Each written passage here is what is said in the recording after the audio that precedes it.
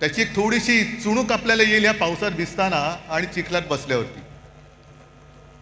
घरादाराचं संपूर्णपणे चिखल झालेलं आहे त्यांच्या. शेतकऱ्याची शेतजमीन तर वाहून गेलीच, पण घरादारामध्ये सुद्धा चिखल घुसलेला आहे. राहायचं कुठे? शेतकरी जो आपल्याला अन्नधान्य देतो, 2 घास देतो, तो शेतकरी आज विचारतोय की आम्ही खायचं काय? ही अशी परिस्थिती यापूर्वी कधी आलेली नव्हती. हे एवढं मोठं संकट. आजपर्यंत मराठवाडा हा अवर्षणग्रस्त होता, आता तिकडे अतिवृष्टी झालेली आहे. अतिवृष्टी म्हणजे आपत्तीग्रस्त.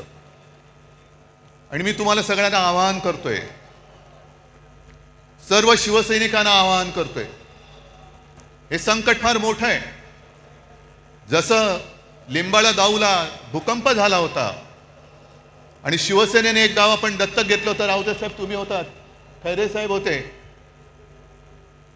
आपण अर्थात आपल्याकडे सरकार नाहीये, पण जी काय करता येईल ती फुल ना फुलाची पाकळी ही मराठवाड्याच्या शेतकऱ्यासाठी आणि उद्ध्वस्त झालेल्या नागरिकांसाठी देऊ. अगदी मोठी बाग जरी नाही तरी काही जणांच्या आयुष्यात एखादं फुल जरी आपण फुलवू शकलो तरी मी म्हणेन आपल्या आयुष्याचं सार्थक झालं.